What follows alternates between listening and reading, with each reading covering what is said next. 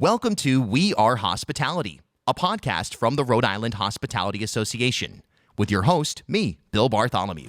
Okay, so today we're going to talk about food safety. And look, I mean, when it comes to hospitality, I'd say that's probably up there in the top of the list. And we've got Laurie Camara from Rhode Island Hospitality Association here with us today to go through some of this stuff. Good morning. Good morning. And all right, well, let's get right into it. Why is food safety an important topic that people need to know about during the pandemic specifically?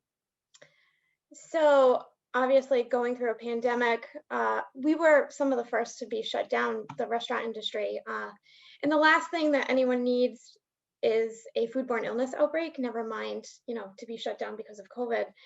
So, we're just focusing on, food safety more. It's always been a focus, obviously, but more so during the pandemic because it's just heightened awareness now for it. With state mandated restrictions, such as capacity, are we paying attention to food expiring? Are we paying attention to the prepping process? Rotating of food, obviously less business is less food going out the door. So just paying attention to the little things really to avoid anyone from getting sick. What has changed during COVID-19 in terms of food safety? Because look, there's a lot of things that we've learned from the pandemic, that we're going to apply to our daily lives going forward, our industrial lives going forward. So specifically with food safety, what's changed? Honestly, nothing.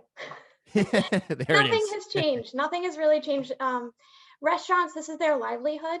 So really, they've had to pay attention to food safety since they opened their doors. Mhm. They are inspected regularly by the health department, obviously. So they're going to protect their livelihood. This has just been behind the scenes. Food safety has been more of a like closed curtain type deal. It's just become more of a focus now. So consumers are really heightened. They have heightened awareness towards it. And again, we do this every single day. We're preparing every single day for a health inspection and to keep food and people safe. That's our jobs, right? So really nothing has changed. We have strong systems that have been in place that are just the forefront now. And that's why it's been so easy for the restaurants to adapt really to new regulations, is because those strong systems that have already been in place this entire time. So your role is manager of hospitality training and education. So with that's going to come the famous term best practices that we hear so often. But in all seriousness, what are some of the best practices that restaurants can focus on for safety? First of all, be healthy. So only healthy employees should be at work. If there's any symptoms, obviously stay home. Managers, let them stay home. Yeah. They shouldn't be in the establishment. Clean and disinfect. We've been hearing cleaning and sanitizing constantly. So just making it, coming out front and actually doing it in front of guests is good as well. But paying attention to those high touch areas. So, where credit cards come in or computer screens and things like that. Keeping pods so employees are working with the same coworkers daily. So adjusting schedules is important to keep those same pods. Obviously, you know, COVID hasn't been spread, or there's no proven evidence that it's been spread in restaurants or by food, right?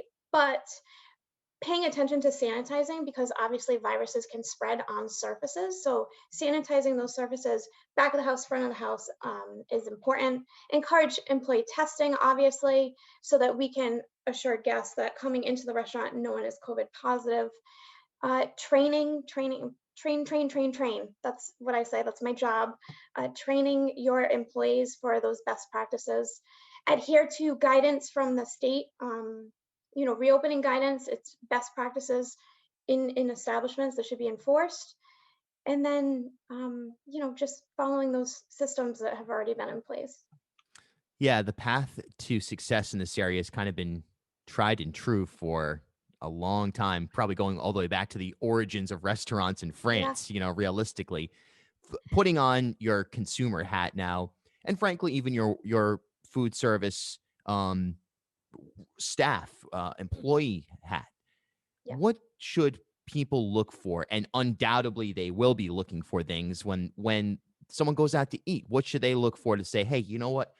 I have that confidence that where I am eating right now, where I'm being served, where I'm working, my staff, if you're a manager or an owner, everybody has that consumer confidence. What should people look for? So again, there's been no evidence that restaurants or food are the source of spreading COVID.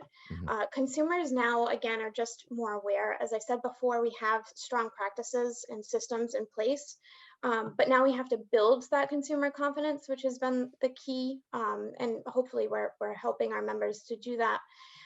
Think about if you've ever been out to eat and you see an open kitchen, right?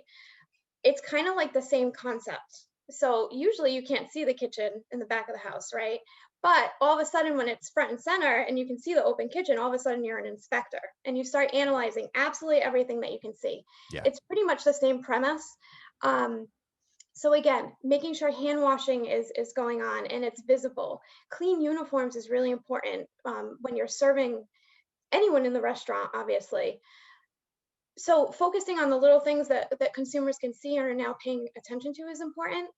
Also, Rhode Island Hospitality came up with the Rhode Island Restaurant Pledge. So even before you enter the restaurant, it's a decal that's on the front of the restaurant space. And it's just that commitment to guests. And also we ask that guests commit as well to those best practices and safety for everyone, for consumers and for employees. The National Restaurant Association has come up with the dining commitment, same premise. It's adhering to those best practices, and it's that one extra step that consumers can realize that that restaurant is going above and beyond to keep them safe, and they're recognizing, higher standards for cleaning and making that their main focus for safety. And in terms of the work that you do, what and the hospitality association as a whole does in terms of educating the industry about food safety. Can you talk about that a little bit? Yeah, so food safety manager certification has always been a mandate. Well, it is a mandate from the Rhode Island Department of Health. But beyond that, we can also educate front of the house and back of the house workers with the food handler certificate, which is best practices for food safety. Rhode Island Hospitality also has toolkits that we've been providing. It's just a downloadable toolkit that has best practices in there, posters that you can post. We're a very visual industry. We like posters.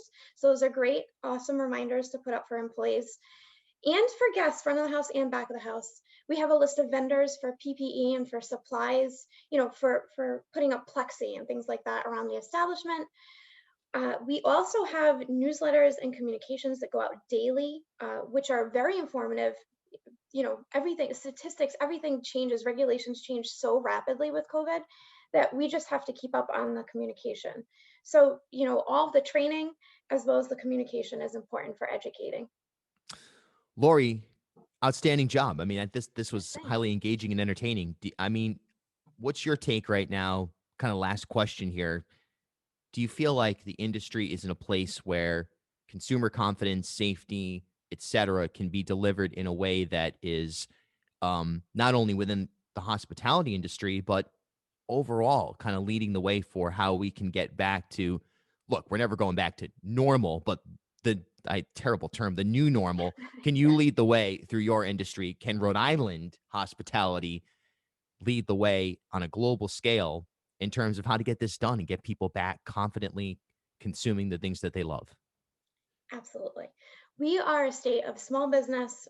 We're fighters. So, we're not just going to roll over and let COVID get the best of us. So, we've been working every single day to reopen, to be safe.